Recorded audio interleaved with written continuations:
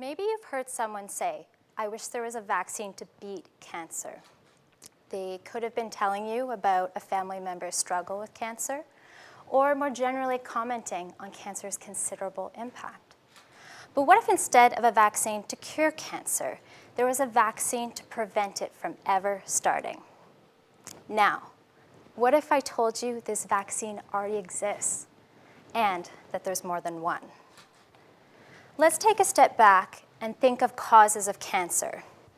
You might think of smoking, chemicals, genetics. Infections are probably not one of the first things to come to mind, yet some of the most important risk factors for cancer are infections. So we know infections cause cancer, but in North America, we don't know how many. Is it hundreds, thousands? I'm happy to say my research answered this question. I found that almost 5,000 cancers diagnosed in 2012 among people like us, Canadian adults, could have been prevented. In the United States, with its much larger population, I found that there were over 53,000 preventable cancers diagnosed in 2014. I say these cancers could have been prevented because they began as preventable infections. An infection like human papillomavirus, HPV, causes virtually all cases of cervical cancer, and it can not only be reduced, but eliminated with the HPV vaccine. Hepatitis B virus, that can lead to liver cancer, has had a vaccine available since the 1980s. These infections and 5 more found in North America can cause cancer in 18 different sites of the body. I began this research with more than 2,000 studies.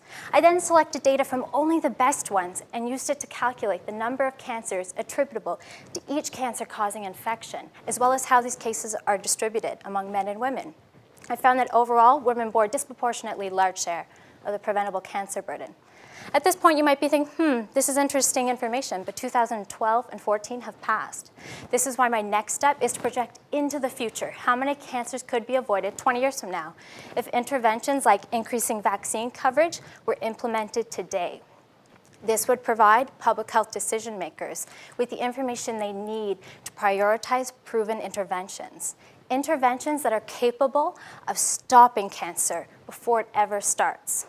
So, next time you hear someone say, "I wish there was a vaccine to beat cancer," you can confidently reply, "There already is." Thanks for your attention.